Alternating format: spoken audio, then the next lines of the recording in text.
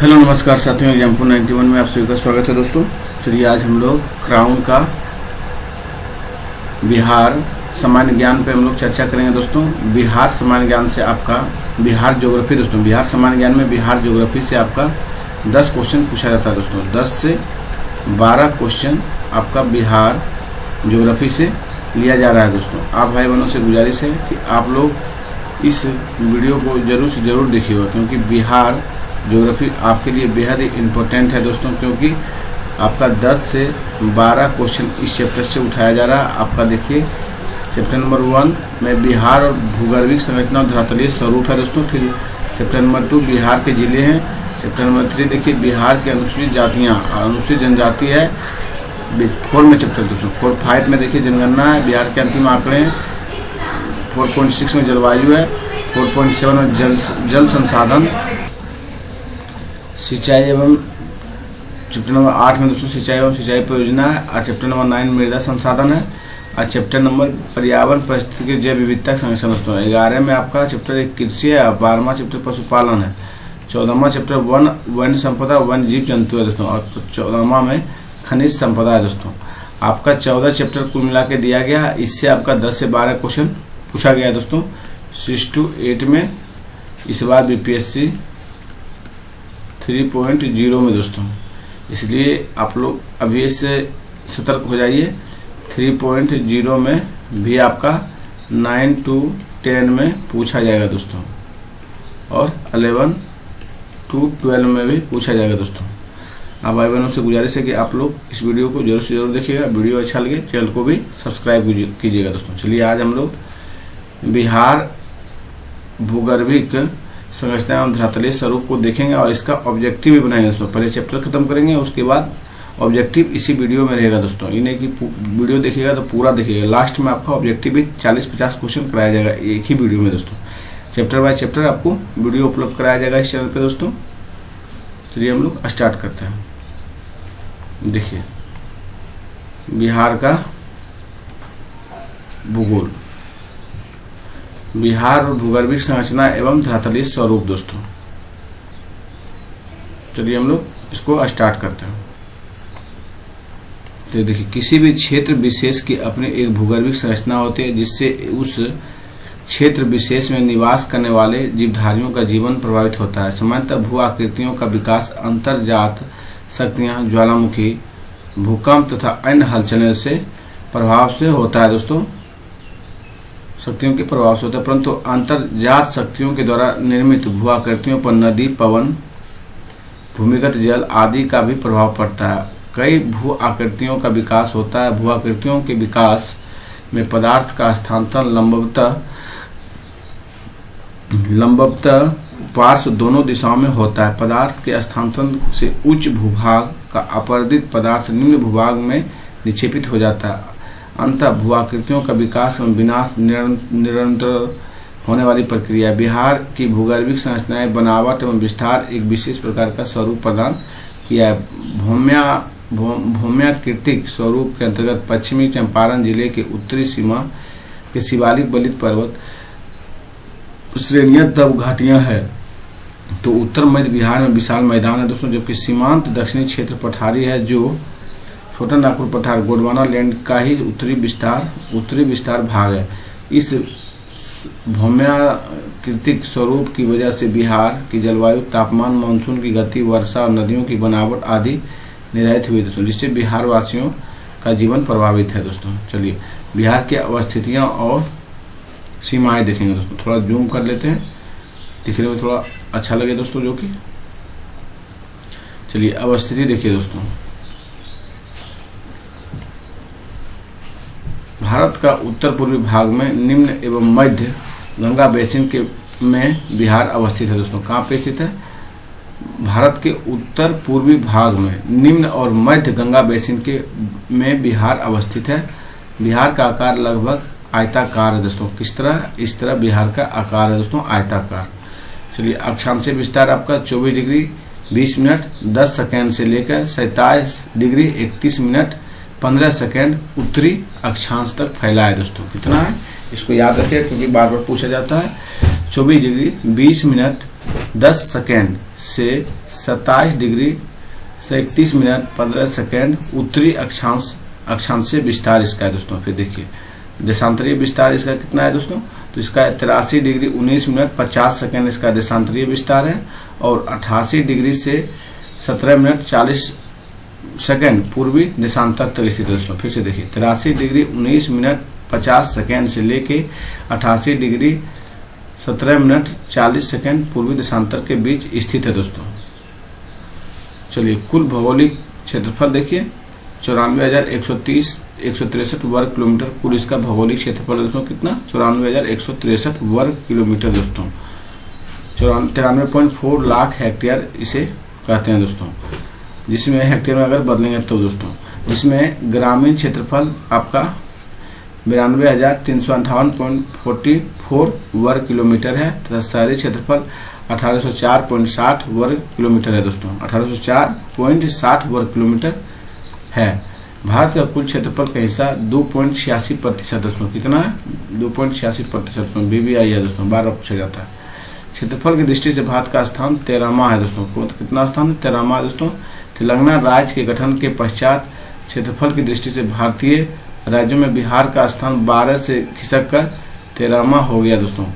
पहले था आपका 12वां दोस्तों, लेकिन तेलंगाना राज्य का गठन होने के बाद इसका क्रम जो है 13वां हो गया है।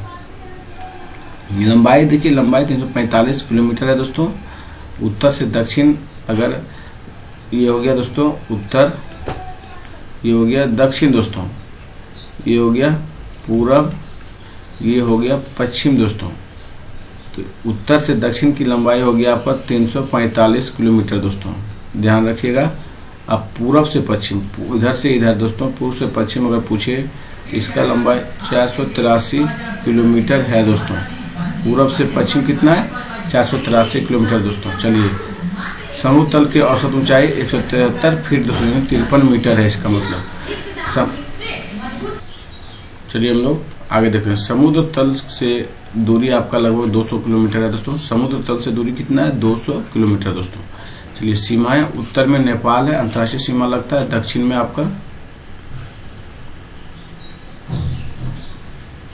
में आपका झारखंड है साथियों, और पूर्व में आपका पश्चिम बंगाल है, और पश्चिम में उत्तर प्रदेश। बिहार की भूगर्भिक संरचना दोस्तों देखिए, ये सब आपका है देखिए। क्वाटनरी रॉक्स हो गया, धारवाड़ रॉक्स और विंध्यन रॉक्स और टेरिटरी रॉक्स दोस्तों। चलिए हम लोग बारी बारी से देखते हैं। बिहार के भूखंड अपने भूवैज्ञानिक संगठन में चतुर्थ कल्प से लेकर क्रेमियन पूर्व कल्प के सेल समूहों का योगदान है दोस्तों।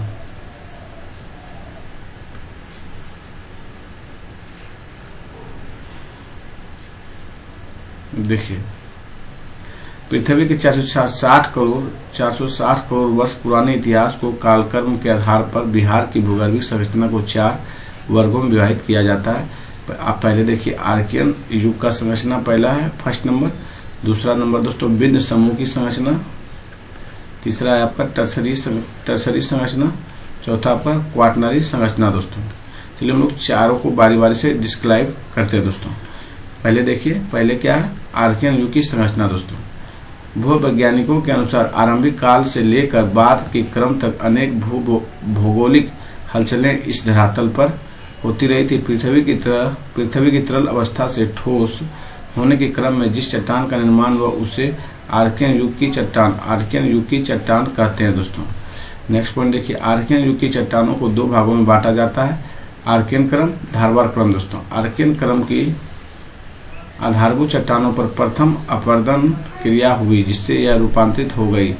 रूपांतरित पहली चट्टानों को धारवाड़ सेल समूह कहा जाता है। यह विभिन्न रूप में पाई जाती है। इसका नामकरण कर्नाटक राज्य के धारवाड़ जिले के नाम पर हुआ है, जहां पर मूल्यवान खनिज चट्टानों पाई जाती है दोस्तों। नेक्स्ट देखिए, धारवाड़ समूह के चट्टानों बिहार के पश्चिमी पूर्वी भाग विशेषकर मुंगेर के जमुई नवादा आदि में मिलती है। राजगीर और बिरार शरीफ की पहाड़ियाँ में भी इस युग की चट्टानें मिलती है दोस्तों।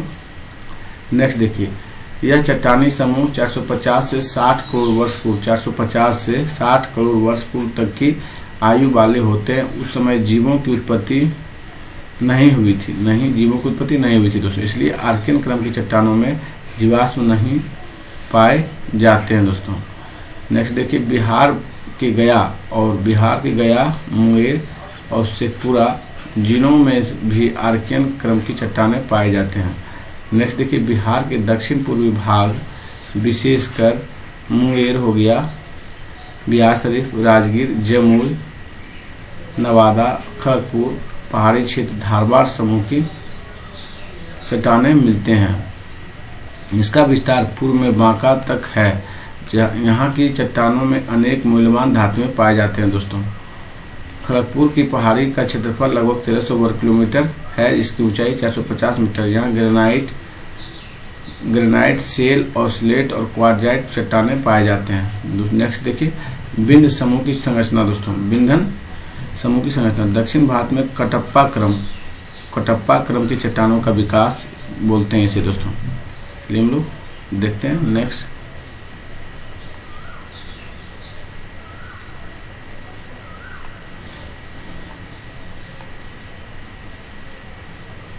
हुआ है कटप्पा क्रम के बाद भारत में विंध्य क्रम की चट्टानों का विकास हुआ, जो बिहार के दक्षिण पश्चिम रोहतास और कैमूर जिलों में पाए जाते हैं। मध्य प्रदेश और उत्तर प्रदेश के विंध्यन क्रम के जो चट्टानें मिलते, उन्हीं का पूर्वी विस्तार बिहार के पश्चिमी क्षेत्र में है। इन्हें कैमूर का पठार कहा जाता है। इसका क्षेत्रफल 1280 वर्ग किलोमीटर है दोस्तों।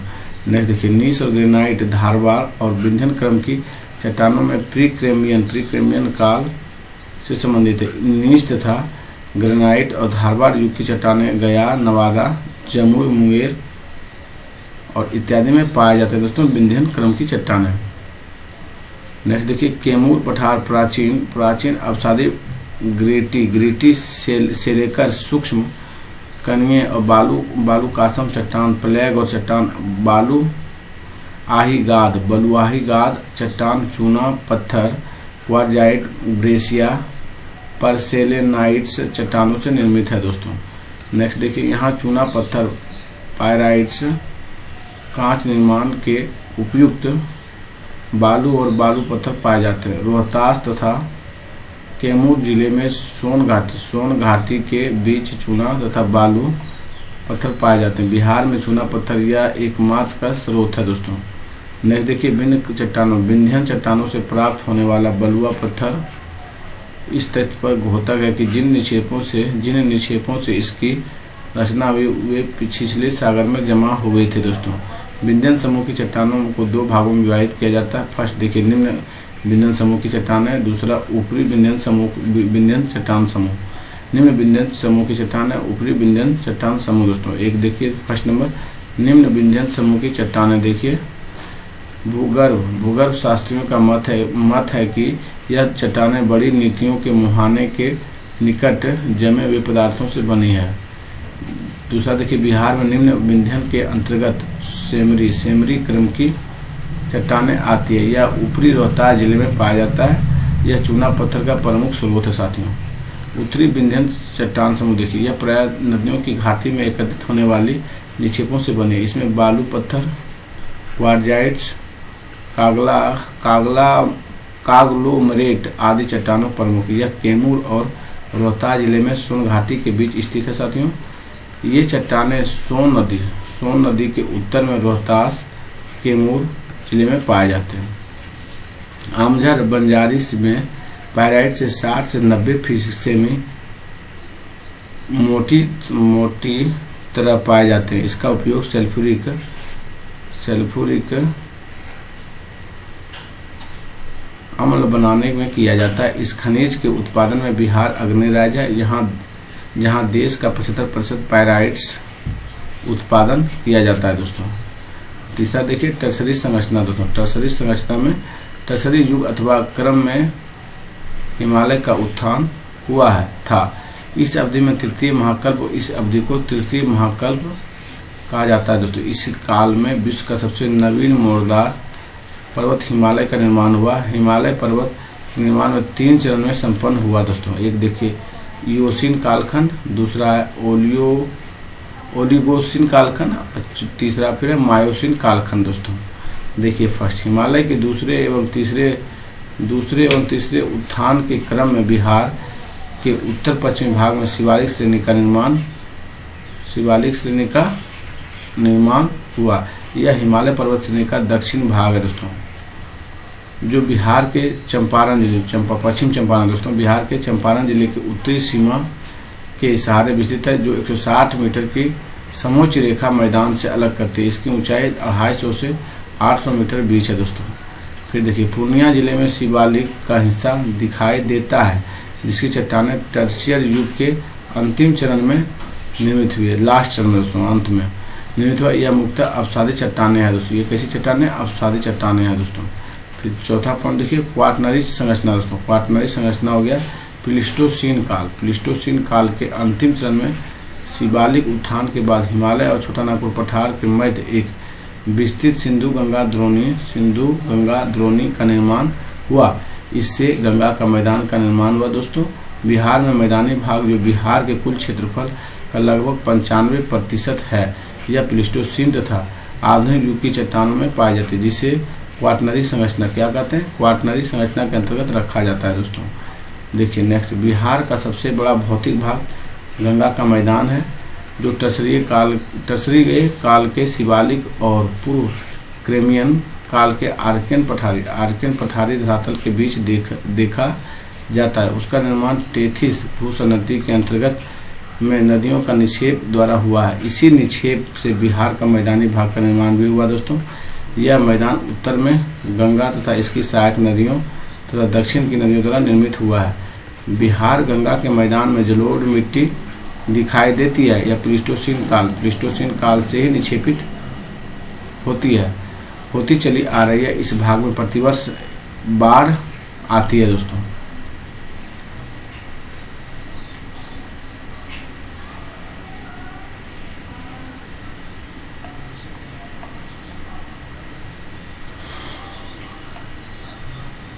और नवीन जलोढ़ मिट्टी का भी निक्षेपण होता है दोस्तों। संपूर्ण बिहार के मैदानी भाग में जलोढ़ की गहराई एक समान नहीं है दोस्तों। गंगा के दक्षिण में स्थित मैदानों में जलोढ़ की गहराई पहाड़ियों के निकट अपेक्षाकृत कम है, जिसके पश्चिम की ओर बढ़ने पर जलोढ़ की गहराई बढ़ती जाती है। इस दक्षिणी मैदान में सबसे गहरे जलोढ़ बेसिन की स्थिति बक्सर और मोकामा के मध्य उपलब्ध है, जो 25 डिग्री उत्तरी अक्षांश के उत्तर की तरफ जलोढ़ की उच्चतम गहराई देखी जाती है। इन क्षेत्रों के आधार पर चट्टान के ऊपर जलोढ़ 100 मीटर से लेकर 700 मीटर तक गहरे हैं, जबकि 25 डिग्री उत्तरी अक्षांश के दक्षिण में 86 डिग्री देशांतर के पश्चिम में स्थित गंगा के मैदान में जलोढ़ की गहराई अपेक्षाकृत कम है दोस्तों। प्लीस्टोसीन काल में राजमहल और शिलोंग के मध्यवर्ती भाग धंस जाने से गंगा नदी बंगाल की खाड़ी की ओर प्रभावित होने लगी दोस्तों। प्लीस्टोसीन काल में क्या हुआ था? राजमहल तथा शिलोंग पठार के मध्यवर्ती भाग धंस जाने के कारण गंगा नदी बंगाल की खाड़ी में प्रभावित होने लगी। भूगर्भिक संरचना का इतिहास से पता चलता है कि बिहार में प्राचीनतम चट्टानों से लेकर नवीनतम चट्टानों तक पाए जाते हैं। बिहार का जलोढ़ मैदान संरचनात्मक दृष्टि से नवीनतम संरचना है, जबकि उच्च बिहार मूल रूप से विंध्यन चट्टानों समूह से निर्मित है, जो एक प्राचीन संरचनाएं इकाई है। इसके एक और हिमालय का शिवालिक श्रेणी स्थित है, तो दूसरी और प्रायद्वीपीय पठार के भूभाग है। इन दोनों के मध्य गंगा का मध्यवर्ती मैदान स्थित है। इन दोनों धरातलीय स्वरूपों में भिन्नताएं पाई जाती है। राज्य का संकीर्ण पठारी भाग प्रायद्वीपीय पठार का उत्तर में पूर्व निकला हुआ भूभाग है दोस्तों। इसकी संरचनात्मक संबंध प्राचीनतम भूखंड गोंडवाना लैंड से है। इस प्रकार भूगर्भिक संरचना की दृष्टि से बिहार का दक्षिण भाग सबसे पुराना है साथियों। बिहार की भूगर्भिक संरचना देखिए, संरचनात्मक समूह देखिए। अब प्रमुख क्षेत्र दोस्तों, धारवाड़ चट्टानें जो है VVI है दोस्तों, मुंगेर में पाया था, नवादा, जमुई और शेखपुरा, राजगीर, गया और बिहार शरीफ और खड़गपुर के पहाड़ी दोस्तों। कहाँ पाए थे धारवाड़ की चट्टानें? मुंगेर, नवादा, जमुई, शेखपुरा, राजगीर, गया, बिहार शरीफ और खड़गपुर की पहाड़ियाँ धारवाड़ क्रम की चट्टानें हैं दोस्तों। विंध्यन क्रम की चट्टानें दोस्तों ये आपका रोहतास, कैमूर और डेहरी ऑनसन और औरंगाबाद में विंध्यन क्रम की चट्टानें हैं दोस्तों। और टसरी चट्टानें दोस्तों पश्चिमी चंपारण और सोमेश्वर की पहाड़ी में टसरी चट्टानें दोस्तों।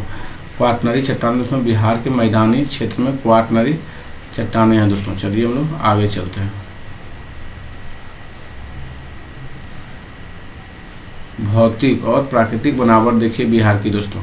उच्चावच की दृष्टि से बिहार की भूमि 3 भागों में बांटा जा सकता है।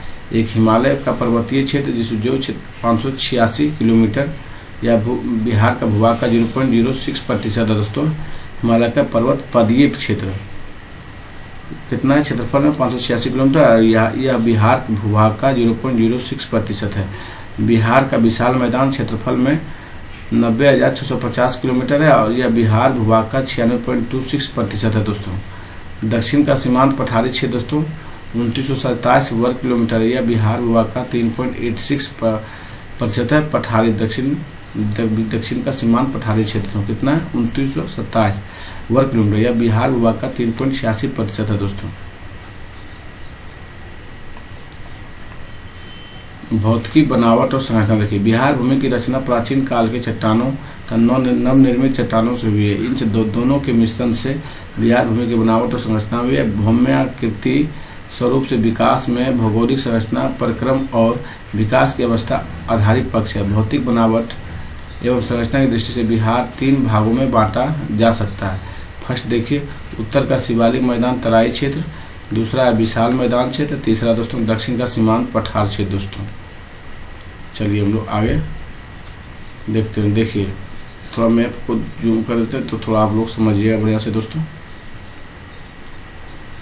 वेस्ट बंगाल, इधर आपका वेस्ट बंगाल पड़ता है दोस्तों पूर्व की ओर। उत्तर में आपका नेपाल है, दक्षिण में पश्चिम में आपका यूपी है, उत्तर प्रदेश, और दक्षिण में झारखंड दोस्तों। साउथ बिहार प्लेन से दोस्तों। देखिए कश्मीर हिल्स दोस्तों ये रोहतास के एरिया में पड़ता है। जमुई आपका बेसिन, राजगीर, राजमहल की हिल्स दोस्तों यहाँ पे आपका मुंगेर के क्षेत्र में राजगीर हिल्स आपका यहाँ है। चलिए हम लोग नीचे देखते हैं दोस्तों।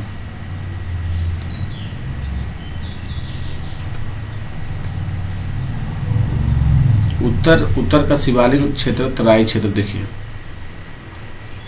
उत्तर का शिवालिक और श्रेणी और तराई क्षेत्र देखिए। बिहार के उत्तर पश्चिमी में यह कुल क्षेत्रफल का लगभग 932 वर्ग किलोमीटर दोस्तों। कितना है बिहार के उत्तर पश्चिम में यह कुल क्षेत्रफल का 932 वर्ग किलोमीटर है। पश्चिम चंपारण के उत्तरी सीमा में शिवालिक बलित पर्वतों का क्षेत्र है। यह शिवालिक पर्वतीय क्षेत्र हिमालय का ही भाग है। यह टसरीय भू संरचना के फलस्वरूप बना है दोस्तों। किसका है? टसरीय भू संरचना का फलस्वरूप बना है। इसी महाकल्प में अनेक नदियों का जन्म हुआ है। आधुनिक मानव का विकास इस युग की महत्वपूर्ण घटना है। शिवालिक पर्वत हिमालय के तृतीय मोड़ यानी फॉल्ट माना जाता है। इस क्षेत्र में 160 मीटर के समोच्च रेखा मैदान से अलग करती है। 160 मीटर समोच्च रेखा मैदान से अलग करती है। इसकी ऊंचाई 250 से 800 मीटर के बीच है साथियों। चलिए हम लोग आगे देखते हैं। पश्चिम चंपारण में शिवालिक की 2 श्रेणियां हैं जिनके बीच सक्रिय अनुदैर्घ्य घाटी है दोस्तों। एक सक्रिय अनुदैर्घ्य घाटी है। शिवालिक पर्वत श्रेणी को स्थानीय उच्चावच के आधार पर 3 भागों में बांटा जा सकता है। देखिए पहला है दक्षिणी श्रेणी का निम्न पहाड़ी भाग, दक्षिण श्रेणी का निम्न पहाड़ी भाग, दूसरा है उत्तर पूर्वी घाटी, तीसरा है सोमेश्वर की श्रेणी दोस्तों। फर्स्ट कौन है? दक्षिण श्रेणी का निम्न पहाड़ी भाग, दूसरा है उत्तर पूर्वी घाटी और तीसरा है सोमेश्वर की श्रेणियाँ दोस्तों। पहले देखिए दक्षिण श्रेणी का निम्न पहाड़ी भाग देखिए दोस्तों। इस श्रेणी में छोटी छोटी पहाड़ियों का क्रम है जो 32 किलोमीटर लंबा और 6 से 8 किलोमीटर चौड़ा है दोस्तों। इस श्रेणी को रामनगर दून के नाम से भी जाना जाता है। दक्षिण श्रेणी और निम्न पहाड़ी को किस नाम से जानते हो? रामनगर दून के नाम से भी जाना जाता है। इस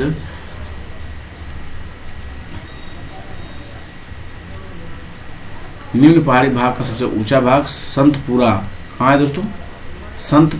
संतपुर के निकट है जिसकी ऊंचाई 240 किलोमीटर है। यह हरदा नदी के निकट है दोस्तों। फिर देखिए नेक्स्ट उत्तर पूर्वी घाटी देखिए दोस्तों।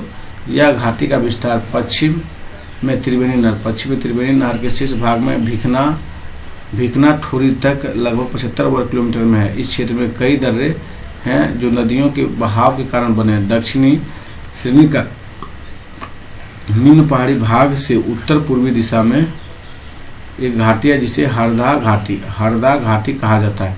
इस घाटी की लंबाई 22 किलोमीटर है। समुद्र तल से इस घाटी की ऊंचाई लगभग 152 मीटर है दोस्तों। यह घाटी जलोढ़ मैदान का एक हिस्सा है।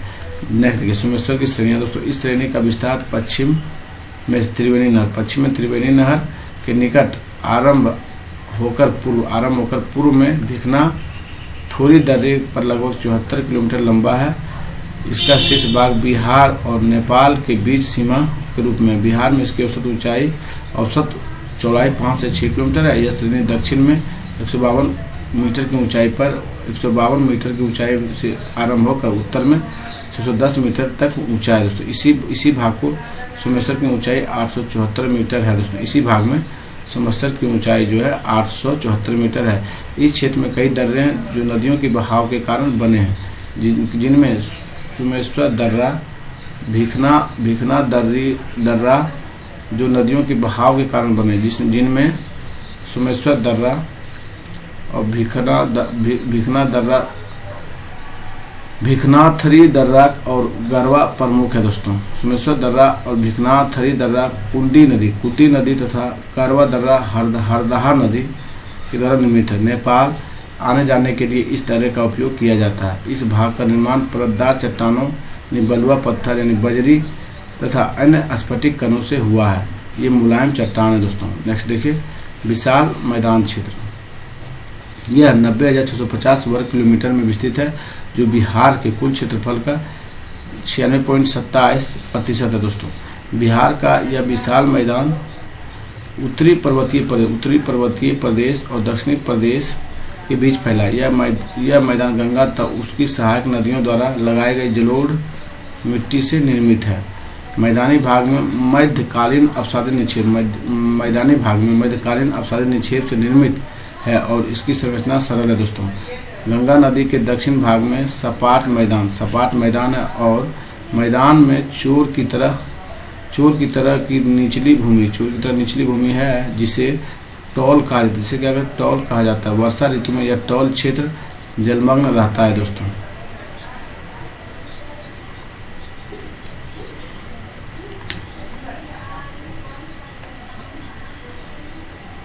इस मैदान के दक्षिण सीमा 152 मीटर समोच्च रेखा निर्धारित करती है। गंगा के मैदानों के क्षेत्र का ढाल सर्वत्र एक समान एवं धीमा है और जो 6 सेमी प्रति किलोमीटर है दोस्तों। समुद्र तल से इसकी औसत ऊंचाई 60 मीटर से 120 मीटर के मध्य है। हालांकि इसकी औसत गहराई 1000 मीटर से 1500 मीटर के मध्य है, परंतु कहीं इससे अधिक गहराई भी पाया जाता है। निर्धारण 165 मीटर की कंटूर लाइन है दोस्तों। फिर देखिए गंगा नदी इस मैदान को 2 भागों में विभक्त करती है। एक तो गंगा के उत्तरी मैदान, दूसरा देखिए गंगा के दक्षिणी मैदान दोस्तों। गंगा के उत्तरी मैदान, इस मैदान का निर्माण गंगा के उसकी सहायक नदियाँ गंडक हो गया, कोसी हो गया। उत्तरी मैदान में दोस्तों गंडक, कोसी, घाघरा, बागमती आदि के द्वारा लाए गए अवसादों के निक्षेप से हुआ। इस मैदान का ढाल उत्तर से दक्षिण की ओर और उत्तर पश्चिम से दक्षिण पूर्व की ओर है दोस्तों। देखिए नेक्स्ट, गंगा का उत्तरी मैदान का कुल क्षेत्रफल 56,980 वर्ग किलोमीटर जो राज्य उत्तरी मैदान दोस्तों, जो राज्य के कुल क्षेत्रफल का 62.86% है और समुद्र तल की इसकी ऊंचाई 66 मीटर है दोस्तों। गंगा एवं इसकी सहायक नदियों इस क्षेत्र को अनेक दोआबों में वर्गीकृत कर दिया, जैसे घाघरा गंडक द्वाब, गंडक कोसी द्वाब, कोसी महानंदा द्वाब दोस्तों। नेक्स्ट देखिए उत्तरी गंगा मैदान में गंगा नदी पश्चिम से पूर्व की ओर प्रवाहित होती है। फिर देखिए बिहार की राजधानी पटना के उत्तर में गंडक नदी में मिलती है। गंगा नदी से बूढ़ी गंडक, बागमती और कोसी नदियाँ मिलती है। उत्तरी गंगा का मैदान एक समतल मैदान है और यह जलोढ़ मिट्टी से बनी है, जहाँ से नदियाँ मुड़कर अपने प्रवाह तथा बदलती रही है। राज्य की उत्तरी सीमा पर यहाँ लगभग 74 किलोमीटर की लंबाई तक 450 मीटर ऊंचे सोमेश्वर श्रेणी का विस्तार है। इस श्रेणी के दक्षिण में दून तथा हरहार घाटी के विस्तार 22 किलोमीटर का मैदानी भाग है। गंगा के उत्तरी मैदान में उत्तर से दक्षिण क्रमशः तराई तथा दलदल भूमि वाले उपतराई की मेखला है। उपतराई मेखला से गंगा नदी की निम्न भूमि का क्षेत्र है दोस्तों। चलिए हम लोग आगे चलते हैं। निम्न भूमि महानंदा, निम्न भूमि दोस्तों महानंदा, कोसी, बूढ़ी गंडक और गंडक नदियों के जलोढ़ विस्तार का क्षेत्र, जिसका निर्माण नदियों के निक्षेपित रेत और मिट्टी से हुआ है। उत्तरी बिहार के मैदान के नदियों से यहाँ दियारा, चोर और प्राकृतिक तटबंध और छाड़न झील का भी निर्माण हुआ है। चोर एक नीचा भाग है, चोर जो है दोस्तों नीचा भाग है, जो सादा पानी से भरा रहता है। इस भाग में एक खास प्रकार की स्थलाकृतियाँ दियारा एक खास प्रकार की स्थलाकृति दियारा का निर्माण होता है। यह सामान्यतः ऊंचा भाग है दोस्तों। इसलिए मैदान का दक्षिणी सीमांत क्षेत्र अपेक्षाकृत ऊंचा है। गंगा के समीपवर्ती क्षेत्र में कहीं कहीं पर झील का भी निर्माण हो जाता है। उत्तरी मैदान को 4 भागों में बांटा जाता है। पहला देखिए भाबर, तराई एवं उपतराई क्षेत्र दोस्तों। भाबर को क्या कहते हैं? तराई एवं उपतराई क्षेत्र। भांगर भूमि, पुराना जलोढ़ क्षेत्र। खादर भूमि, नए जलोढ़ क्षेत्र। खादर में नए जलोढ़, भांगर भूमि में पुराने जलोढ़ क्षेत्र। चोर और मन प्रदेश देखिए।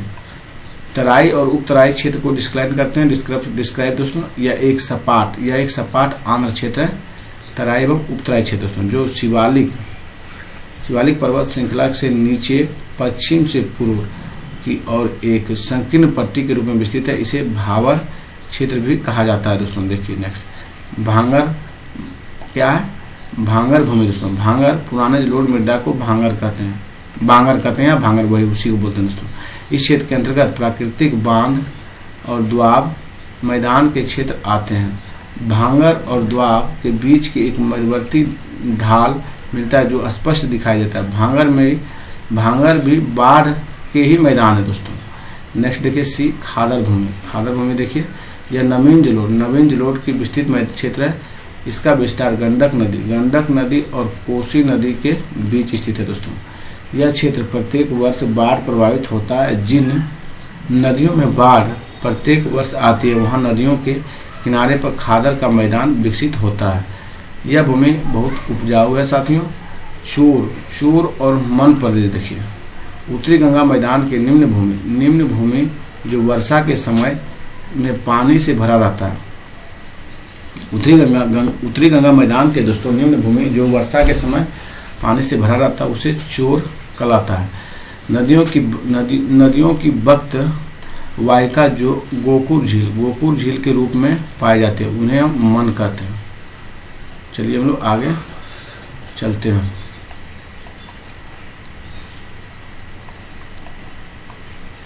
देखिए नेक्स्ट पॉइंट क्या है? चोर और मन दोनों जल क्षेत्र, प्राकृतिक जल जमाव वाले क्षेत्र को कहते हैं दोस्तों। उत्तरी बिहार के प्रमुख चोर है लखनी चोर, पश्चिम चंपारण में सुंदरवन और बहादुरपुर चोर। उत्तर पूर्वी चंपारण में ये दोनों है दोस्तों। कुछ प्रसिद्ध मन देखिए, टेटरिया मन, माधोपुर मन पूर्वी चंपारण में है, पिपरा मन, सरैया मन और सिमरी मन। ये सब कहाँ है दोस्तों? पश्चिम चंपारण में ये सब है। पूर्वी चंपारण आपका है टेटरिया मन और माधोपुर मन, और पिपरा मन और सरैया मन, सिमरी मन पश्चिम चंपारण में। चलिए हम लोग आगे देखते हैं। आगे है दक्षिण का सीमांत पठारी प्रदेश दोस्तों। दक्षिण का सीमांत पठारी प्रदेश, चलिए देखते हैं। गंगा के मैदान में दक्षिण सीमांत जो छोटा नागपुर पठार गोंडवाना लैंड का उत्तरी विस्तृत भूभाग है दोस्तों। यहाँ प्राचीन पठार चट्टान, नीस, शिस्ट और ग्रेनाइट आदि चट्टानें भी बहुलता है दोस्तों। यहाँ की पहाड़ियों में बिहार शरीफ के निकट पीर पहाड़ी की औसत ऊंचाई 111 मीटर है और गया के प्रेतशील, रामशील और जेठियन की पहाड़ियाँ हैं दोस्तों। जहानाबाद में स्थित बराबर की पहाड़ी की औसतन ऊंचाई 230 मीटर है। नालंदा के दक्षिण छोर पर राजगीर की पहाड़ियाँ हैं। इसका विस्तार पश्चिम में गया और तथा पूर्व में गिरियक तक है दोस्तों। कहाँ तक है? गिरियक तक। इन पहाड़ी प्रदेश में गिरदकूट पहाड़ी की ऊंचाई 446 मीटर है दोस्तों। चित्रकूट पहाड़ी की ऊंचाई कितना है 446 मीटर। मुंगेर और खड़गपुर की पहाड़ियां हैं जिनकी ऊंचाई 160 से 500 मीटर तक है। इस पहाड़ प्रदेश में शेखपुरा आपका आता है, जमुई आता है और लखीसराय जिले आते हैं दोस्तों। नेक्स्ट देखिए, दक्षिणी मैदान राज्य के लगभग 33,760 दक्षिण मैदान राज्य के लगभग 33,670 वर्ग किलोमीटर क्षेत्र में फैला है, जो मैदानी भाग के कुल क्षेत्रफल का 37.15% है दोस्तों। इस मैदान की चौड़ाई पटना के समीप 135 किलोमीटर और गिद्धौर के समीप 40 किलोमीटर है दोस्तों। छोटा नागपुर पठार के पठारी भाग, छोटा नागपुर पठार से गंगा के नदी की ओर प्रभावित होने वाली नदियों के द्वारा लाई गई जलोढ़ मिट्टियों से मैदान का निर्माण हुआ है। इस मैदान की प्रमुख नदियां सोन, पुनपुन, फल्गु, पेमार, क्यूल और मान आदि दोस्तों। इस निक्षेपण के दौरान ऊंची भूमि का निर्माण हुआ है जिसे प्राकृतिक तटबंध कहते हैं दोस्तों। प्राकृतिक तटबंध की रुकावट के कारण दक्षिण की ओर आने वाली नदियां गंगा के समांतर पूर्व की ओर बहती है और गंगा में मिल जाती है दोस्तों।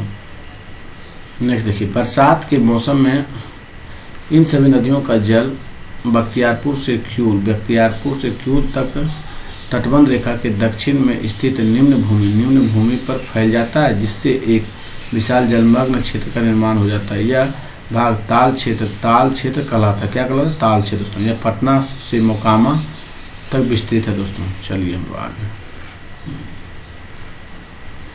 ताल क्षेत्र का दक्षिण में बढ़ती ऊंचाई वाला मैदानी भाग स्थित है, जो मैदान और पठार का संगम स्थल बनाता है। यह बिल्कुल समतल भाग है और उसके बीचों बीच छोटा नागपुर पठार का बहिर्वर्ती भाग गया के प्रेतशील, रामशील और जेठियन, बिहार शरीफ के पीर पहाड़ी, खड़गपुर के पहाड़ी, शेखपुरा की पहाड़ियों का निर्माण करता है।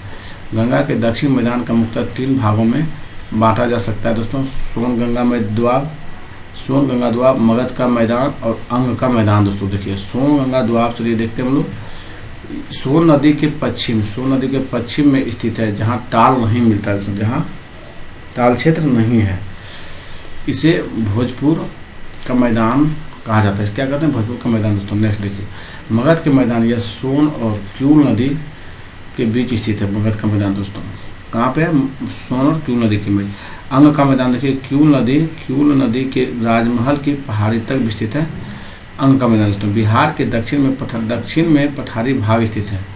बिहार के दक्षिण में पठारी भाग स्थित है, जो एक संकीर्ण पट्टी के रूप में पश्चिम में कैमूर जिले से पूर्व में मुंगेर और बांका जिले तक विस्तृत है। यहाँ भूखंड कठोर चट्टानों से निर्मित है। भूखंड जो है कठोर चट्टानों से निर्मित है दोस्तों। बिहार के दक्षिण में पठारी भाग में कैमूर, रोहतास, औरंगाबाद, गया, नवादा, मुंगेर और बांका आदि जिले हैं दोस्तों। बिहार के दक्षिणी पठारी भाग में कौन कौन है?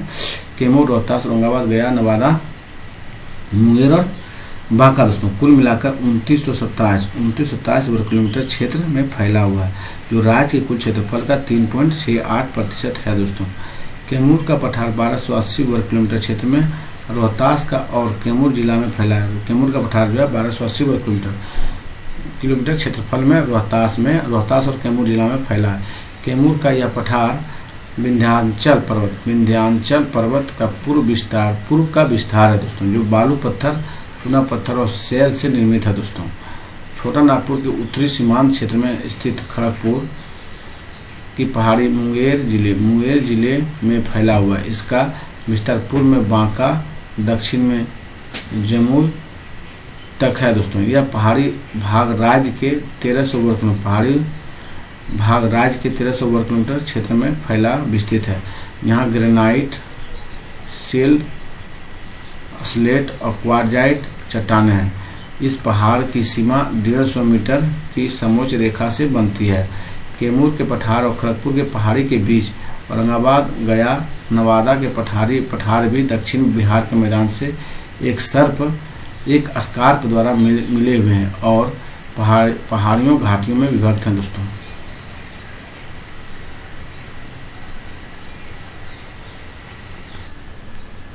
चलिए हम लोग धरातलीय स्वरूप देखते हैं दोस्तों।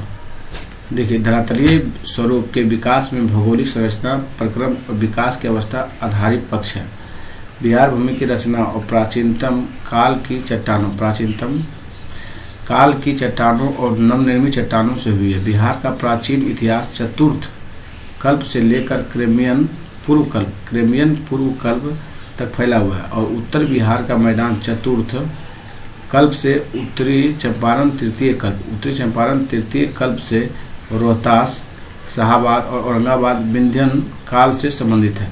बिहार का जलोढ़ मैदान संरचनात्मक दृष्टि से सबसे नवीन संरचना वाला क्षेत्र है। दोस्तों, बिहार में धरातलीय स्वरूप के आधार पर 4 भागों में बांटा जा सकता है। पहला देखिए, सोमेश्वर की पहाड़ी श्रेणी, तराई क्षेत्र। फिर नेक्स्ट देखिए, उत्तरी बिहार का मैदान हो गया। फिर तीसरा दक्षिण बिहार का मैदान। चौथा दक्षिण का पहाड़ी भाग है। दोस्तों, दक्षिण का पहाड़ी भाग है और दक्षिण बिहार का मैदान है और उत्तर बिहार का मैदान है दूसरा में। फर्स्ट में सोमेश्वर की पहाड़ी श्रेणी और तराई क्षेत्र। चलिए हम लोग पहले देखते हैं सोमेश्वर की पहाड़ी और श्रेणी और तराई क्षेत्र। दोस्तों देखिए, यह क्षेत्र बिहार के उत्तर पश्चिमी भाग में स्थित है। इसका विस्तार पश्चिम चंपारण जिले में है। यह शिवालिक श्रेणी का निचला भाग है। दोस्तों, इसका विस्तार लगभग 30 किलोमीटर चौड़ा और 70 किलोमीटर लंबे क्षेत्र में है। इससे सटे दक्षिण एवं पूर्वी लंबी पट्टी में तराई क्षेत्र है। इस क्षेत्र को 3 भागों में उप विभाजित किया जाता है। दोस्तों, पहले देखिए, सोमेश्वर पहाड़ी श्रेणी, रामनगर दून और तीसरा है तराई क्षेत्र। दोस्तों, इस क्षेत्र को 3 भागों में विभाजित किया। कितने में दोस्तों? 3 भागों में। कौन कौन है? 3 भागों में उप विभाजित किया गया है। सोमेश्वर की पहाड़ी श्रेणी, रामनगर दून और तीसरा तराई क्षेत्र। दोस्तों, पहले देखिए, सोमेश्वर पहाड़ी श्रेणी देखते हैं हम लोग। यह हिमालय पर्वत का शिवालिक श्रेणी का भाग है। इसका विस्तार लगभग 784 वर्ग किलोमीटर क्षेत्र में है। यहाँ कई पहाड़ी श्रेणियाँ तथा घाटियाँ हैं। यह पश्चिम में त्रिवेणी नहर के शीर्ष भागों में भीखना थोरी दर्रा तक विस्तृत है। इस श्रेणी का शीर्ष भाग बिहार नेपाल के बीच सीमा के रूप में काम करते हैं। नदियों के बहाव के कारण इस क्षेत्र में कई दर्रे बने, जिसमें सोमेश्वर, भीखना, थोरी और मवात प्रमुख है। दोस्तों, रामनगर दून देखिए, सोमेश्वर पहाड़ी श्रेणी का दक्षिणी हिस्सा रामनगर दून के नाम से जाना जाता है। देखिए, इसकी लंबाई लगभग 30 किलोमीटर, चौड़ाई 6 से 8 किलोमीटर है। दोस्तों, रामनगर दून के उत्तर पूर्वी हरहार नदी घाटी है, जो दून घाटी के नाम से भी जाना जाता है। दोस्तों, तराई क्षेत्र देखिए, सोमेश्वर श्रेणी का रामनगर दून को दक्षिण में तराई क्षेत्र कहते हैं। सोमेश्वर श्रेणी का रामनगर दून को दोस्तों दक्षिण में तराई क्षेत्र स्थित है। यह क्षेत्र जंगलाच्छादित दोस्तों जंगलाच्छादित है। और चलिए देखते हैं हम लोग, जंगलाच्छादित है और दलदली है। दोस्तों, यह क्षेत्र हिमालय पर्वत श्रृंखला के शिवालिक श्रेणी का हिस्सा है। यह पश्चिम चंपारण के उत्तरी भाग में 70 किलोमीटर लंबे और 6 से 8 किलोमीटर चौड़े क्षेत्र में स्थित है। तराई का यह क्षेत्र उत्तर पश्चिम में उत्तर पूर्व तक भारत नेपाल सीमा के समांतर चला गया है, जिन्हें हरहा नदी पृथक करता है। तो जिन्हें कौन सा नदी पृथक करता है? हरहा नदी। दोस्तों, भी आई है। दोस्तों, ये बार बार पूछा गया है बीपीएससी। दोस्तों, नेक्स्ट देखिए, उत्तरी बिहार का मैदान देखिए। दोस्तों, बिहार के उत्तरी मैदानी भाग में गंगा नदी के उत्तर में स्थित, यह पश्चिम में घाघरा गंडक द्वाब से लेकर पूर्व में महानंदा घाटी तक फैला है। यह मैदान हिमालय से निकलने वाली नदियों तथा इनके छोड़े हुए पुराने मार्गों से निर्मित है। इसके अंतर्गत घाघरा, गंडक, बागमती, कमला, कोसी, महानंदा नदियों का प्रवाह क्षेत्र है। दोस्तों, उत्तरी बिहार के मैदान में 6 भागों में उपविभाजित उत्तरी बिहार का मैदान जो है 6 भागों में उपविभाजित किया गया है। महानंदा का मैदान, कोसी का मैदान दोस्तों, कमला का मैदान, बागमती का मैदान, गंडक का मैदान और घाघरा का मैदान। दोस्तों, चलिए पहले हम लोग देखते हैं फर्स्ट में क्या है, महानंदा का मैदान। दोस्तों देखिए, महानंदा का मैदान। चलिए, यह मैदानी भाग उत्तरी बिहार के मैदान के सबसे पूर्व में स्थित है। दोस्तों, उत्तर बिहार के मैदान के सबसे पूर्व में स्थित है। इसके उत्तर में अंतर्राष्ट्रीय भारत नेपाल सीमा है। दक्षिण में गंगा नदी है और पूर्व में पश्चिम बंगाल पश्चिम में तक कोसी नदी का मैदान है। कोसी नदी हर बार मार्ग में परिवर्तन कर लेता है दोस्तों। कोसी का मैदान देखिए, इस मैदान की स्थिति पूर्व में महानंदा का मैदान, पश्चिम में कमला नदी के मैदान तथा उत्तर में नेपाल की सीमा और दक्षिण में गंगा नदी तक है दोस्तों। इस मैदान के अंतर्गत सहरसा, सुपौल, मधेपुरा, मधुबनी, सहरसा, दरभंगा आदि जिले आते हैं दोस्तों। यह मैदान उत्तरी बिहार का लगभग 15% क्षेत्र है दोस्तों। इस मैदान का ढाल उत्तर से दक्षिण की ओर है दोस्तों। यह बाढ़ग्रस्त क्षेत्र है दोस्तों। एक बार इसे फिर से रिवीजन करते हैं दोस्तों, क्योंकि बार बार कोशिश से सवाल पूछा जाता है, VVI है दोस्तों। इस मैदान की स्थिति पूर्व में महानंदा का मैदान, पश्चिम में कमला नदी का मैदान है और दक्षिण में उत्तर में नेपाल सीमा दोस्तों और दक्षिण में गंगा नदी का मैदान, गंगा नदी तक है। इस मैदान के अंतर्गत सहरसा, सुपौल, मधेपुरा, मधुबनी, सहरसा और दरभंगा आदि जिले हैं दोस्तों। यह मैदान उत्तरी बिहार के लगभग 15% क्षेत्र में है। इस मैदान का ढाल उत्तर से दक्षिण की ओर है और यह बाढ़ग्रस्त क्षेत्र दोस्तों। नेक्स्ट तीसरा देखिए, कमला का मैदान दोस्तों। कमला का मैदान जो है यह मैदानी भाग बिहार के उत्तरी मैदान के मध्य स्थित है। इसके पूर्व में कोसी नदी का मैदान है। पश्चिम में बागमती का मैदान दोस्तों। उत्तर में भारत तथा नेपाल की सीमा और दक्षिण में गंगा नदी क्षेत्र दोस्तों। कमला का मैदान जो है कहाँ पे है दोस्तों? यह मैदान बिहार के उत्तरी मैदान के मध्य स्थित है, मध्य में दोस्तों। इसके पूर्व में कोसी की नदी का मैदान है, पश्चिम में बागमती का मैदान और उत्तर में भारत तथा नेपाल की सीमा, दक्षिण में गंगा नदी दोस्तों। चलिए बागमती का मैदान देखिए साथियों, इसके पूर्व में कमला का मैदान है। पूर्व में कौन सा है? कमला का मैदान और पश्चिम में गंडक का मैदान दोस्तों। गंडक मैदान के बीच स्थित है। इसके अंतर्गत समस्तीपुर, सीतामढ़ी, पूर्वी चंपारण और मुजफ्फरपुर, शिवहर जिले का क्षेत्र आता है दोस्तों। यह मैदान बागमती, बूढ़ी गंडक तथा वाया नदियों का क्षेत्र है दोस्तों। बरसात के समय यह क्षेत्र बाढ़ से ग्रसित हो जाता है दोस्तों।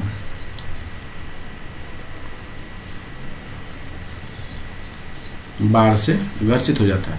पांचवा देखिए गंडक का मैदान दोस्तों। गंडक का मैदान जो है, इस मैदान का विस्तार पूर्व में बागमती, पश्चिम में घाघरा मैदान के बीच है। इसका निर्माण गंडक तथा इसके पुराने मार्ग के प्रवाह को मलबे के जमाव से होता है।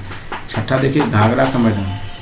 घाघरा का मैदान हो गया जब मैदानी भाग बिहार के मैदान के सबसे पश्चिम में स्थित है। इसके अंतर्गत गोपालगंज, सारण, सिवान जिले का हिस्सा आता है दोस्तों। घाघरा का मैदान कहाँ है? यह मैदान बिहार के मैदान के सबसे पश्चिम में स्थित है, घाघरा का मैदान दोस्तों।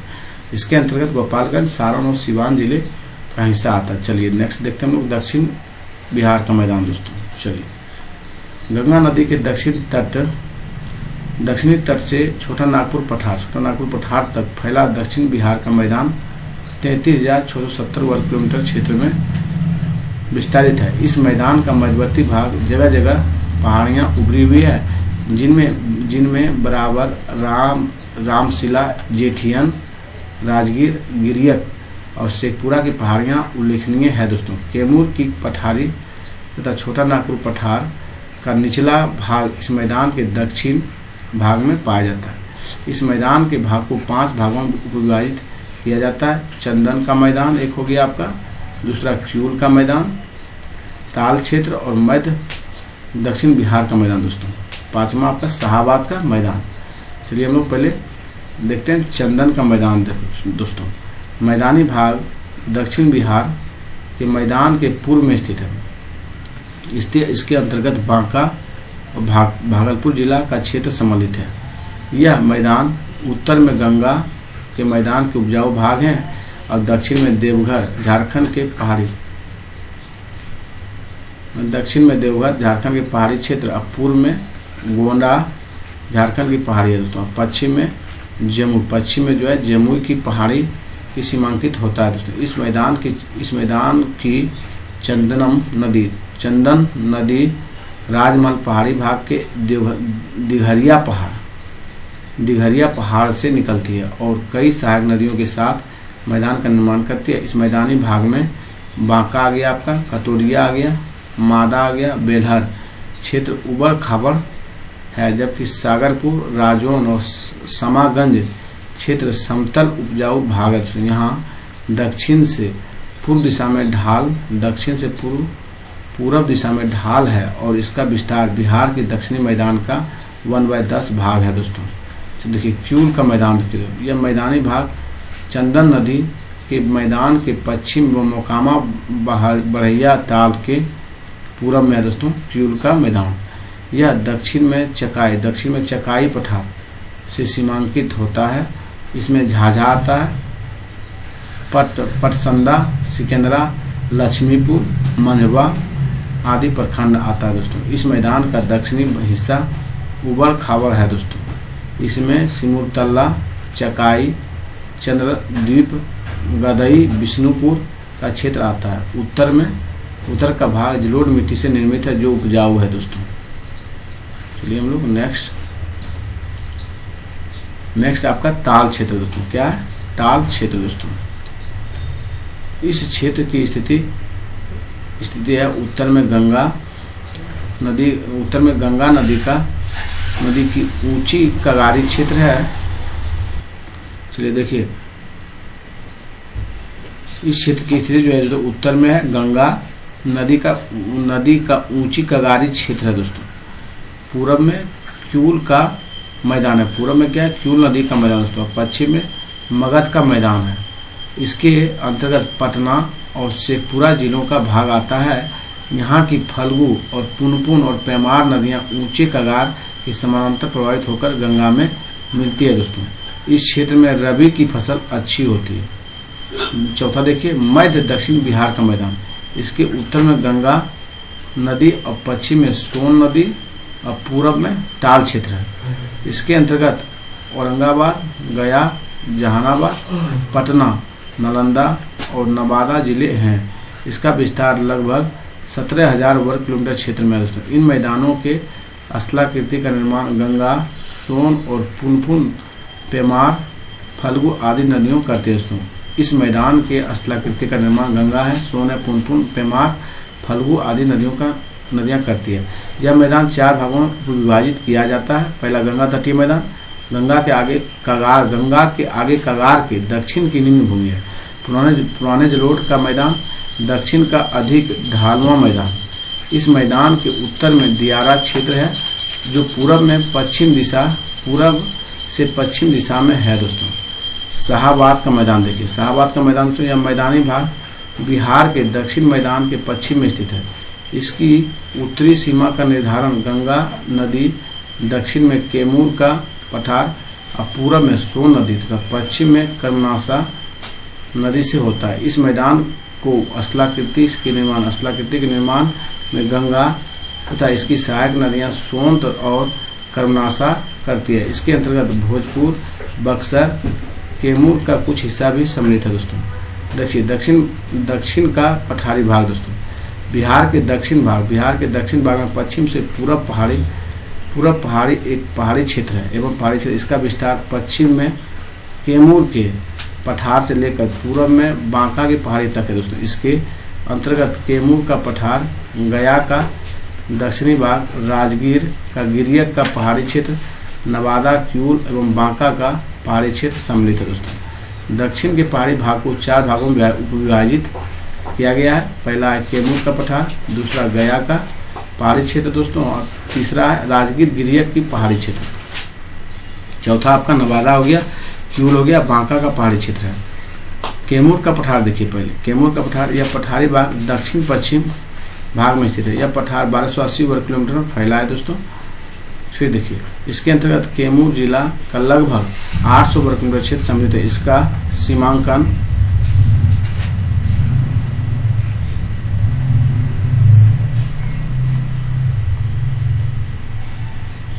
सीमांकन जो है उत्तर के शाहाबाद के मैदान के दक्षिण में कैमूर जिला की सीमा से होता है। इस क्षेत्र का सबसे ऊंचा क्षेत्र रोहतासगढ़ है दोस्तों, जिसकी ऊंचाई 495 मीटर है। इस क्षेत्र के पठार इस क्षेत्र के पठार का निर्माण विंध्यकालीन चट्टानों से हुआ है। इसे रोहतास का पठार नाम से भी जाना जाता है। सोन नदी इस पहाड़ी भाग को काट दिया जाता है। सोन नदी इस पहाड़ी भाग को काट दिया गया है, अतः यह पहाड़ियाँ या टेकरियाँ, यहाँ पहाड़ियाँ या टेकरियाँ पाए जाते हैं दोस्तों। गया की पहाड़ी क्षेत्र देखिए, गया के दक्षिण भाग में कई लंबी पहाड़ियों का क्रम है। ये पहाड़ियाँ मैदानी भाग में स्थित है। यह छोटा नागपुर पठार यानी गोंडवाना लैंड का उत्तरी विस्तार भाग है दोस्तों। गया शहर चारों ओर से पहाड़ियों से घिरा हुआ है दोस्तों, जिसमें प्रेतशील, रामशील, कटारी, ब्रह्मयोनी भी आए दोस्तों। बार बार ये पूछा जाता है। महेर, आग्नेय द्वार तथा रानी दीत पहाड़ है दोस्तों। इस जिला का दक्षिण सीमा पर छोटा नागपुर की कगारी भाग है। छोटा नागपुर का कगारी भाग है, जहाँ मुरगाहा, सतधरवा, बजरी और लोहरवा, सोंगा, इसकी तारी, गिद्धेश्वर आदि पहाड़ है दोस्तों। गिद्ध पहाड़ भी यही है दोस्तों। तारी, गिद्ध आदि पहाड़ है। जहानाबाद में बराबर की पहाड़ी है दोस्तों। जहानाबाद में बराबर की पहाड़ी है, जिसकी औसत ऊंचाई 230 मीटर है। नालंदा जिले के दक्षिण छोर पर राजगीर की पहाड़ियाँ अवस्थित है। नालंदा जिले के दक्षिण छोर पर राजगीर की पहाड़ियाँ अवस्थित है। इसका विस्तार पश्चिम में गया है, पूर्व में गिरियक तक है, और इस पहाड़ी प्रदेश में गिद्धकूट पहाड़ी, इस पहाड़ी प्रदेश में गिद्धकूट पहाड़ी 446 मीटर ऊंची है दोस्तों। नेक्स्ट देखिए, राजगीर गिरियक की पहाड़ी क्षेत्र, यह मध्य दक्षिण बिहार के मैदान में स्थित है। मध्य दक्षिण बिहार के मैदान में स्थित है। यह नालंदा जिले में पड़ता है। इस क्रम का कुछ हिस्सा गया जिले में भी पड़ता है। बोध गया में एक पहाड़ी क्रम शुरू होता है जो गिरियक में समाप्त होता है। राजगीर शहर के दक्षिण पूर्व में पहाड़ियों के दो साला दक्षिण एवं दक्षिणी पश्चिमी दिशा में फैला हुआ है।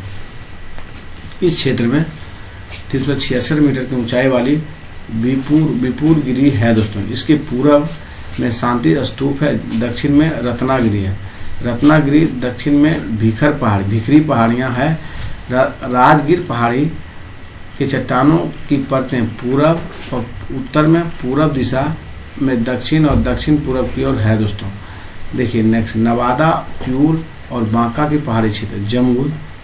जमुई की पहाड़ी का ऊपरी भाग गंगा नदी तक फैला हुआ दोस्तों। ऊपरी भाग कहाँ तक फैला हुआ है? जमुई का दोस्तों, गंगा नदी तक। और इस पहाड़ी क्षेत्र में त्रिभुजाकार रूप में फैली खड़गपुर की पहाड़ियाँ, इसका विस्तार जमालपुर से जमुई तक है। इस पहाड़ी क्षेत्र में वाकिया, चकाई, मंदार, गंगेश्वरी, शेखपुरा, सुकरपीठ, बिहार शरीफ, जमालपुर की पहाड़ियाँ हैं दोस्तों। नवादा के दक्षिण में पहाड़ियों का क्रम है, जो छोटा नागपुर पठार के बाहुकूट के रूप में है। यहाँ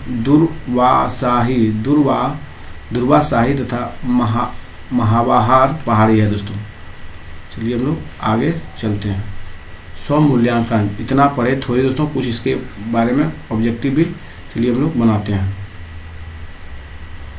चलिए हम लोग कुछ क्वेश्चन को देखते हैं दोस्तों इस चैप्टर का, बिहार भूगोल। इस जो आज चैप्टर हम लोग बनाए उसका क्वेश्चन 30 क्वेश्चन दिया गया है, इसको हम लोग देखते हैं दोस्तों। चलिए देखिए, थोड़ा जूम कर देते हैं साथियों, क्योंकि आप लोगों को देखने में अच्छा लगे।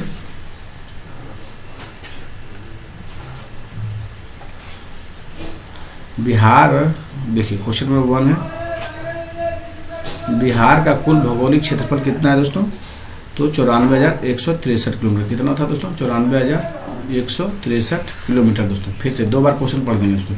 बिहार का कुल भौगोलिक क्षेत्रफल कितना था? तो 94,163 किलोमीटर दोस्तों। चलिए नेक्स्ट दूसरा क्वेश्चन, बिहार का भौगोलिक क्षेत्रफल का भारत के कुल क्षेत्रफल का हिस्सा कितना है दोस्तों? तो 2.86 था दोस्तों। कितना था? 2.86 था बिहार का भौगोलिक क्षेत्रफल का भारत के कुल क्षेत्रफल के हिस्सा में दोस्तों। चलिए देखिए तीसरा क्वेश्चन, देखिए क्षेत्रफल की दृष्टि से भारत के स्थान है बिहार में दोस्तों 13वां स्थान है। कितना है दोस्तों? 13वां स्थान है क्षेत्रफल की दृष्टि से दोस्तों। चलिए हम लोग चौथा क्वेश्चन, आर्कियन युग की चट्टानों में कितने भागों में बांटा जा सकता है दोस्तों? आर्कियन युग की चट्टानों को, तो इसे दोस्तों बांटा जा सकता है दो क्रम में दोस्तों। कितने क्रम में बांटा जा सकता है? 2 क्रम में दोस्तों। चलिए हम लोग आगे बढ़ते हैं दोस्तों। क्वेश्चन नंबर, धारवाड़ सेल समूह में पाई जाती है। धारवाड़ सेल समूह जो पाई जाती है दोस्तों, ये आपका पाया जाता है खनिज चट्टानों से दोस्तों। किससे पाया जाता है? खनिज चट्टानों से दोस्तों। धारवाड़ सेल समूह की पाई जाती है खनिज चट्टानों से दोस्तों। धारवाड़ समूह की चट्टानों बिहार के किन जिलों में मिलता है दोस्तों? तो ये आपका मुंगेर, नवादा और दोस्तों जमुई, तीनों में पाया जाता है दोस्तों। धारवाड़ समूह की जो चट्टानें बिहार में किन जिलों में पाई जाती है? मुंगेर में हो गया, जमुई में, नवादा में दोस्तों, आपका 1 से अधिक दोस्तों। बिहार में किन जिलों में आर्कियन क्रम की चट्टानें पाई जाती है दोस्तों? तो बिहार में जो आर्कियन क्रम की चट्टानें हैं दोस्तों, आपका सभी में पाया जाता है। मुंगेर में पाया जाता है, गया में पाया जाता है, शेखपुरा में पाया जाता है दोस्तों। चलिए क्वेश्चन नंबर 8 देखते हैं। सेमरी क्रम की चट्टानें पाए थे। सेमरी क्रम की चट्टानें जो है दोस्तों, ये आपका रोहतास में पाया जाता है। कहाँ दोस्तों? रोहतास में सेमरी क्रम की चट्टानें पाया जाता है। क्वेश्चन नंबर 9 देखिए। हिमालय पर्वत का निर्माण संपन्न हुआ था दोस्तों। हिमालय पर्वत का जो निर्माण संपन्न हुआ था, ये आपका इयोसीन कालखंड में हुआ था दोस्तों, ये भी सही है। ओलिगोसीन कालखंड में हुआ था, ये भी सही है। मायोसीन कालखंड में, मतलब तीनों में आपका हिमालयन क्रम की चट्टानों का पर्वत का निर्माण संपन्न हुआ था दोस्तों। आप लोग इससे पहले थ्योरी पढ़िएगा दोस्तों, पूरा वीडियो देखिएगा दोस्तों। देखिएगा तो पूरा कंप्लीट वीडियो देखिएगा तो आपको ज़्यादा नॉलेज होगा दोस्तों। चलिए हम लोग आगे चलते हैं। क्वेश्चन नंबर 10 देखिए। हिमालय के दूसरे एवं तीसरे उत्थान के क्रम में बिहार के किन क्षेत्रों का निर्माण हुआ दोस्तों? तो ये आपका हुआ था दोस्तों, शिवालिक श्रेणी का हुआ था, फिर सिंधु गंगा नदी श्रेणी का हुआ, फिर गंगा का मैदान हुआ, यानी प्रयुक्त सभी दोस्तों। हिमालय के दूसरे और तीसरे उत्थान के क्रम में कि बिहार के किन किन क्षेत्रों का निर्माण हुआ था? तो शिवालिक श्रेणी, सिंधु गंगा श्रेणी, गंगा मैदान, प्रयुक्त सभी दोस्तों। 11 देखिए क्वेश्चन। बिहार का कौन सा भाग सबसे पुराना है दोस्तों? बिहार का जो सबसे पुराना भाग है दोस्तों, ये आपका दक्षिणी भाग है दोस्तों। कौन सा भाग? दक्षिणी भाग सबसे पुराना भाग है दोस्तों। चलिए हम लोग नेक्स्ट पेज की और चलते हैं। चलिए क्वेश्चन नंबर आप देखिए 12 दोस्तों। क्वेश्चन नंबर 12 क्या बोला गया? उच्चावच की दृष्टि से बिहार की भूमि को बांटा जा सकता है दोस्तों। उच्चावच की दृष्टि से बिहार की भूमि को जो बांटा जा सकता है दोस्तों, उसे कहते हैं हम लोग दोस्तों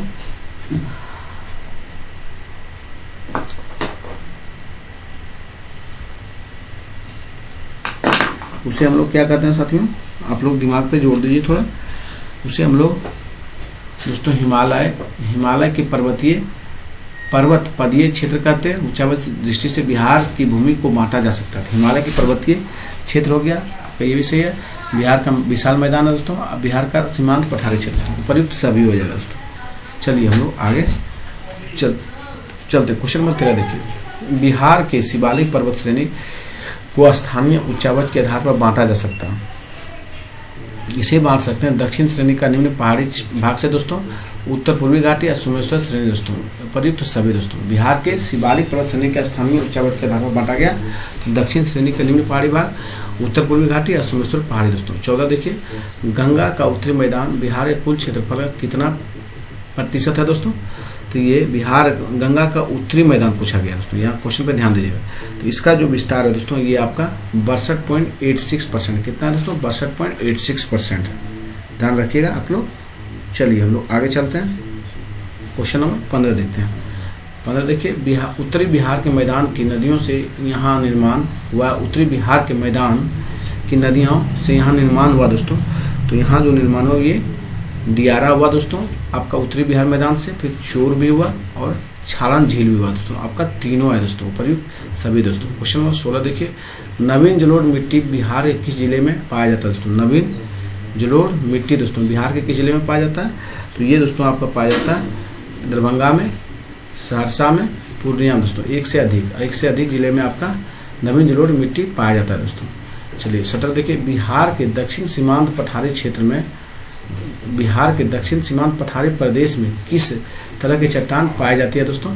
तो ये सभी प्रकार की चट्टानें पाई जाती है दोस्तों। जो दिया गया ऑप्शन में आपका नीस प्रकार की चट्टानें दक्षिण में पाया जाता है, दक्षिण सीमांत पठारी क्षेत्र में शिष्ट भी पाया जाता है और ग्रेनाइट भी दोस्तों, प्रयुक्त सभी दोस्तों। चलिए क्वेश्चन नंबर 18 देखते हैं। बिहार के उत्तरी गंगा के मैदान का भाग निर्माण हुआ है दोस्तों। बिहार के उत्तरी गंगा के मैदानी भाग का निर्माण हुआ है साथियों। तो ये निर्माण आपका हुआ है दोस्तों गंगा और उसकी सहायक नदियों के निक्षेप से। दोस्तों गंगा और उसकी सहायक नदियों के निक्षेप से। दोस्तों चलिए हम लोग आगे देखते हैं। 19 देखिए, गंगा नदी के दक्षिण भाग में फैले बिहार के क्षेत्र को कहा जाता है दोस्तों, इस क्षेत्र को कहा जाता है मगध का मैदान दोस्तों, अंग का मैदान और गंगा सोन का द्वार। दोस्तों गंगा नदी के दक्षिण भाग के फैले बिहार के क्षेत्र को कहा जाता है मगध का मैदान, अंग का मैदान और गंगा सोन का द्वार। दोस्तों पर सभी। दोस्तों क्वेश्चन नंबर 20 देखिए, गंगा के दक्षिणी मैदान में बांटा जा सकता है। गंगा के दक्षिणी मैदान को बांटा जा सकता है दोस्तों, इसे हम लोग सोन गंगा द्वार, मगध का मैदान, अंग का मैदान तीनों के रूप में बांट सकते हैं गंगा का दक्षिणी मैदान को। दोस्तों उपयुक्त सभी होगा। चलिए हम लोग आगे क्वेश्चन नंबर 21 देखिए, कैमूर का पठार कितने वर्ग किलोमीटर क्षेत्र में फैला हुआ है? इसका कैमूर का पठार ये आपका फैला है 1280। रुक जाइएगा दोस्तों, कंफर्म देख लेते हैं कितने में आपका पाया जाता है कैमूर का पठार। 1280 किलोमीटर दोस्तों आपका, ठीक है 1280 दोस्तों। चलिए हम लोग क्वेश्चन नंबर 22 चलते हैं। बिहार को धरातलीय स्वरूप के आधार पर कितने भागों में बांटा गया? धरातलीय स्वरूप के आधार पर दोस्तों, तो देखिए धरातलीय स्वरूप के आधार पर 4 वर्गों में बांटा। कितने दोस्तों? 4 वर्गों में। चलिए क्वेश्चन नंबर 23 देखते हैं। उत्तरी बिहार का मैदान कितने भागों में उपविभाजित किया जाता है? दोस्तों ये विभाजित किया जाता है 6 भागों में। बिहार के उत्तरी मैदान का कितने भागों में विभाजित किया जाता है? तो 6 में दोस्तों। क्वेश्चन नंबर 24 देखिए, बिहार के उत्तरी पश्चिमी भाग में स्थित शिवालिक श्रेणी की पहाड़ी का निर्माण किस काल में हुआ था? दोस्तों तो शिवालिक श्रेणी पठार का जो निर्माण हुआ दोस्तों, ये आपका प्लीस्टोसीन काल में। दोस्तों किस काल में? प्लीस्टोसीन काल में। दोस्तों फिर से देखिए, बिहार के उत्तर पश्चिमी भाग में स्थित शिवालिक श्रेणी का पहाड़ी का निर्माण किस काल में हुआ दोस्तों? तो प्लीस्टोसीन काल में। दोस्तों चलिए 25 देखिए, बिहार का सबसे ऊंची पहाड़ी स्थित है दोस्तों। बिहार का जो सबसे ऊंची पहाड़ी है दोस्तों, ये आपका स्थित है कहाँ पे दोस्तों? ये आपका सोमेश्वर श्रेणी की पहाड़ी में दोस्तों। बिहार की सबसे ऊंची पहाड़ी है दोस्तों, कहाँ पे? सोमेश्वर की पहाड़ी में दोस्तों। चलिए हम लोग आगे चलते हैं साथ में। आगे देखिए क्वेश्चन नंबर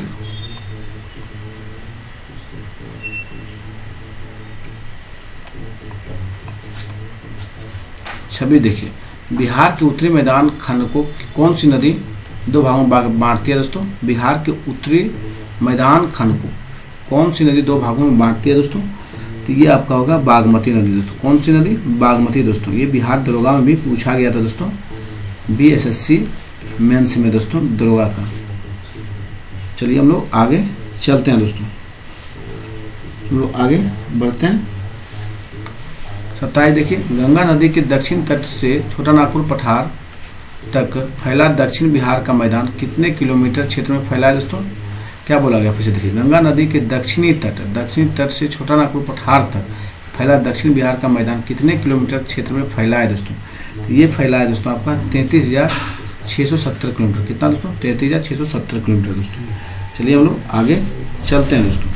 आगे हम लोग क्वेश्चन नंबर 28 देखते हैं। बिहार के दक्षिण पहाड़ी भाग को कितने भागों में उपविभाजित किया गया दोस्तों? बिहार के दक्षिणी पहाड़ी भाग को कितने भागों में उपविभाजित किया गया है? तो ये दोस्तों आपका 4 भागों में उपविभाजित किया गया दोस्तों। 29 देखिए, भूगर्भीय काल में गंगा का मैदान सागर था, उस सागर का नाम क्या था दोस्तों? तेथिस सागर था। क्या नाम था? तेथिस सागर दोस्तों। फिर से इस क्वेश्चन को देखा जाए, भूगर्भीय काल में गंगा का मैदान सागर था, उस सागर का क्या नाम था? तेथिस सागर दोस्तों। 30 देखिए, पश्चिमी चंपारण जिले के शिवालिक पहाड़ी में किस चट्टान की प्रधानता है दोस्तों? तो परतदार चट्टान की। पश्चिमी चंपारण जिले में शिवालिक पहाड़ी में किस चट्टान की प्रधानता? तो परतदार चट्टाने की दोस्तों। इसकी परतदार चट्टाने की दोस्तों। थैंक यू दोस्तों, आपका वीडियो यहाँ स्टॉप किया जाता है। आप भाई बहनों से एक गुजारिश है, वीडियो अच्छा लगे जरूर से जरूर चैनल को लाइक, सब्सक्राइब और अपने दोस्तों के बीच वीडियो को शेयर कीजिए। धन्यवाद।